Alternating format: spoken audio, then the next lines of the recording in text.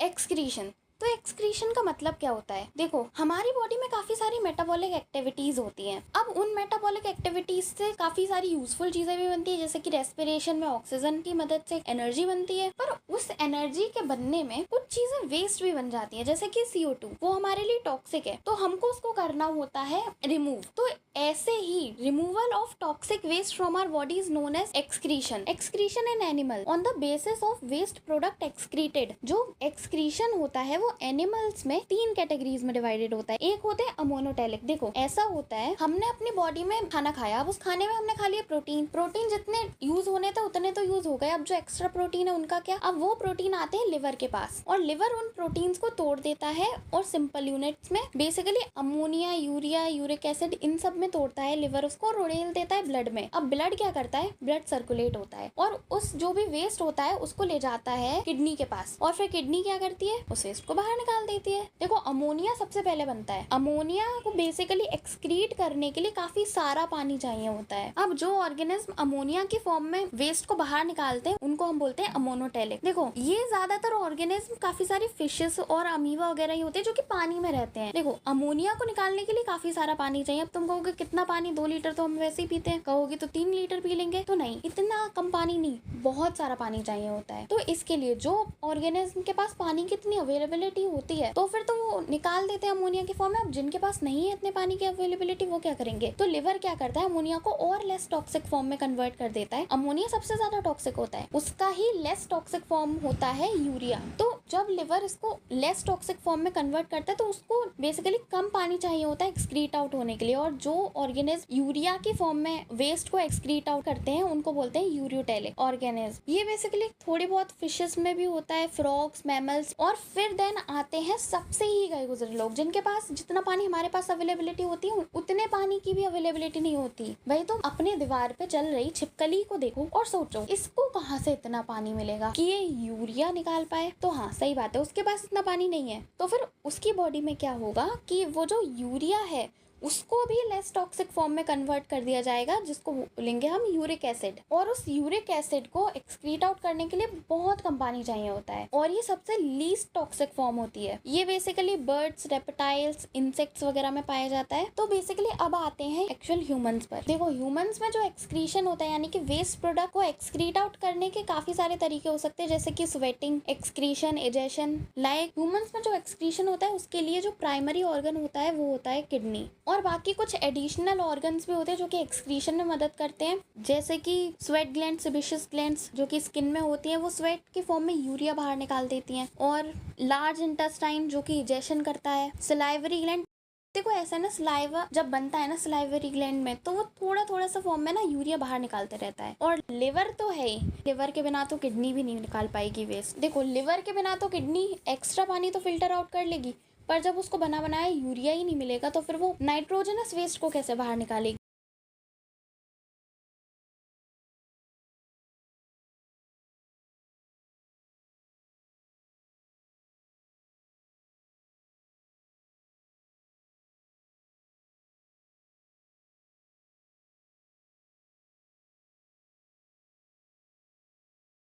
Human excretory system, इसमें basically 4 तरह के ऑर्गन्स होते हैं। सबसे पहले किडनीज, ये हमारे अब्डोमिनल कैविटी में डोर्सल साइड पे प्रेजेंट होती हैं, यानी कि जो हमारे पीछे की साइड है, बैक साइड, उसके भी नीचे वाली साइड पे, और either side of vertebral column, यानी कि जो हमारी बैक बोन होती है उसके दोनों साइड पे एक एक किडनी प्रेजेंट होती है, एक लेफ्ट साइड पे, एक राइट साइड पे। जैसे हम लंग्स के लिए वर्ड यूज करते हैं पल्मोनरी, हार्ट के लिए कार्डियक, लिवर के लिए हेपेटिक, वैसे ही किडनी के लिए वर्ड यूज करते हैं रीनल। किडनी का शेप राजमा बीन जैसा होता है। देखो, किडनी में जो ब्लड एंटर करता है वो करता है रीनल आर्टरी से। ऐसी आर्टरी जो किडनी में जा रही है उसको हम बोलेंगे रीनल आर्टरी, क्योंकि किडनी के लिए हम वर्ड यूज करते हैं रीनल। वैसे ही जब जो ब्लड है वो फिल्टर आउट होके बाहर निकलता है किडनी से, तो फिर वो जाता है वेन में, और जिस वेन से ब्लड बाहर निकल रहा है उसको हम बोलेंगे रीनल वेन, क्योंकि वो वेन किडनी से ब्लड को बाहर लेकर आ रही है। और रीनल वेन ओपन होती है इंफीरियर वेना केवा में। देखो किडनी में बनता है यूरिन, जो कि यूरिया का एक वेस्ट होता है। अब वो यूरिन जाता है यूरेटर्स में। हमारे पास 2 यूरेटर्स होते हैं, हर एक किडनी से एक एक यूरेटर अटैच होता है, जो कि ओपन होता है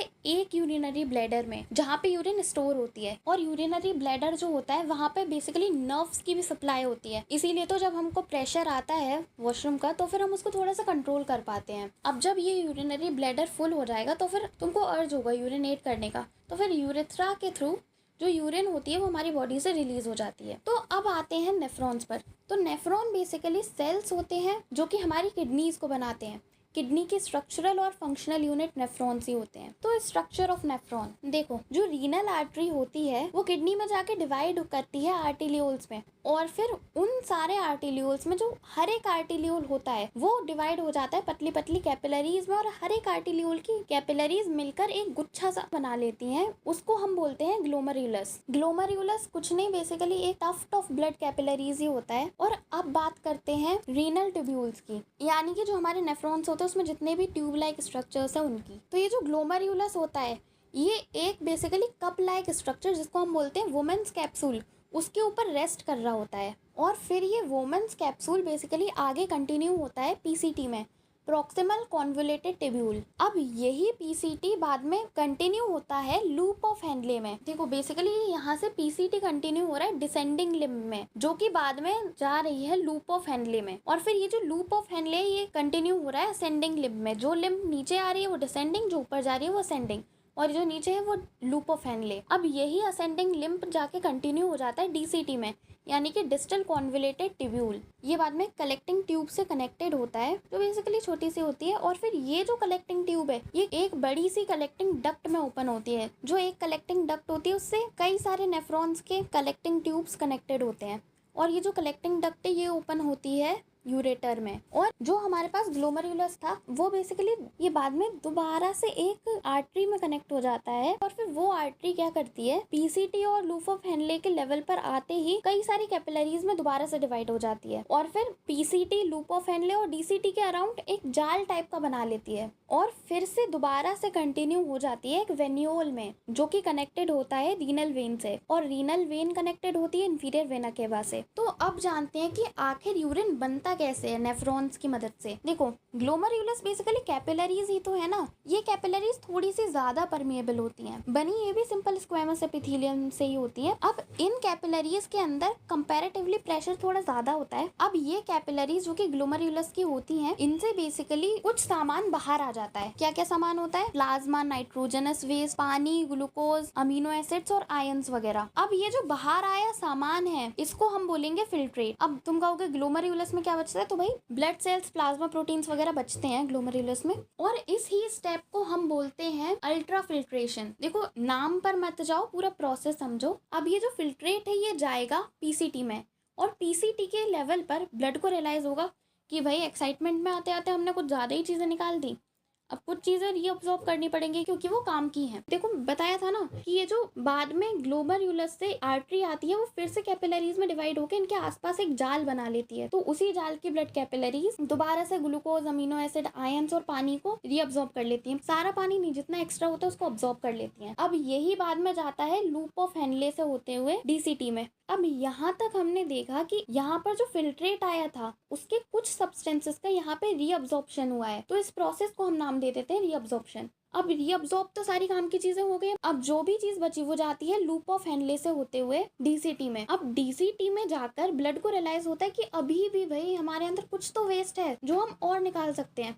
तो फिर ब्लड के अंदर जितनी भी ड्रग्स वगैरह होती है, ड्रग्स या फिर थोड़ा बहुत वेस्ट और जो भी बचा होता है, वो ब्लड फिर से डाल देता है यूरिन में बेसिकली। और इस प्रोसेस को हम बोलते हैं ट्यूब्यूलर सिक्रीशन। यहाँ पे ऐसा लग रहा है कि ये जो डीसीटी है ना इसने ही कुछ सिक्रीट करके ब्लड में डाल दिया है, पर ऐसा नहीं हो रहा है। ये तो ब्लड ने ही उसके अंदर से जितनी भी थोड़ी बहुत गंदगी बची थी वो भी निकाल के डीसीटी में जो नाइट्रोजनस वेस्ट आया है उसमें डाल दी है। अब यहाँ पे बन जाता है यूरिन पूरी तरह। तो यहाँ होती है ट्यूब्यूलर सिक्रीशन की भी प्रोसेस कंप्लीट, और फिर यहाँ से जो यूरिन होती है वो कलेक्टिंग डक्ट के थ्रू किडनी से बाहर आ जाती है। तो यहाँ होती है एक्सक्रीशन इन ह्यूमंस कंप्लीट। इतनी ही थी एक्सक्रीशन इन ह्यूमंस। अब आते हैं आर्टिफिशियल किडनी यानी कि डायलिसिस पर। तो किडनी हर किसी इंसान के लिए काफी वाइटल ऑर्गन है, और जब भी किडनी में कोई इंजरी या फिर इन्फेक्शन हो जाता है जिससे किडनी के अंदर का ब्लड फ्लो रिस्ट्रिक्ट हो जाता है, तो फिर अगर किडनी ब्लड को फिल्टर करेगी ही नहीं तो फिर ब्लड से नाइट्रोजनस वेस्ट तो निकलेगा नहीं, और फिर वो जो गंदा ब्लड है नाइट्रोजनस वेस्ट वाला वो जहां जहां भी जाएगा बॉडी में इन्फेक्शन कॉज करेगा। इसीलिए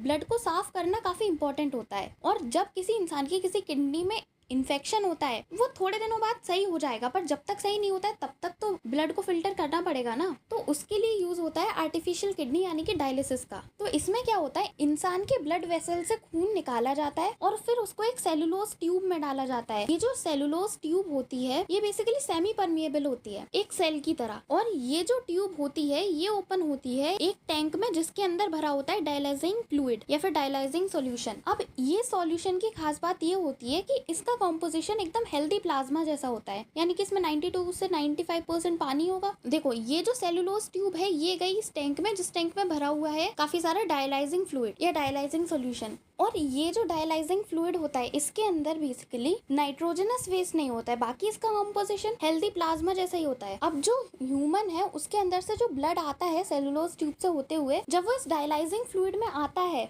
तो उसके अंदर से जो नाइट्रोजनस वेस्ट है वो सेपरेट होके बाहर आ जाता है। अब ये नाइट्रोजनस वेस्ट बाहर कैसे आता है, देखो ब्लड के अंदर है काफी सारा नाइट्रोजनस वेस्ट और डायलाइजिंग फ्लूइड में कोई भी नाइट्रोजनस वेस्ट नहीं है, और चीजों की टेंडेंसी होती है अपने हाई कंसंट्रेशन से लो कंसंट्रेशन पर जाने की। तो अपने हाई कंसंट्रेशन से लो कंसंट्रेशन पर आता है ये नाइट्रोजनस वेस्ट थ्रू डिफ्यूजन। और अब इस ब्लड से जैसा कि नाइट्रोजनस वेस्ट बाहर आ चुका है तो मतलब ये ब्लड हो चुका है प्योरीफाई। अब ये जो प्योरीफाइड ब्लड है इसको दोबारा से बेसिकली इंसान के अंदर भेज दिया जाता है।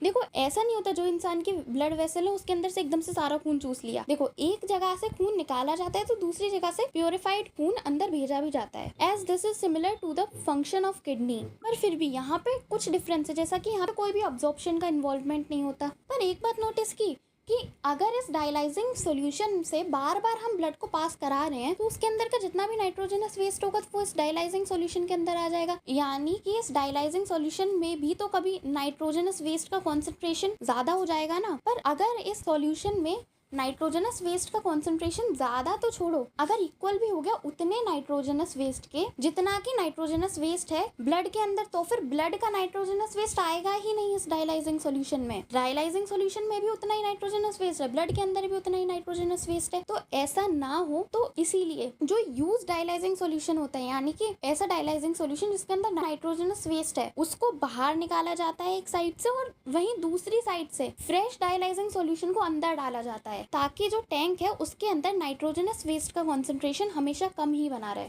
तो ऐसे होती है डायलिसिस। अब ये हो चुकी है complete. So till then bye.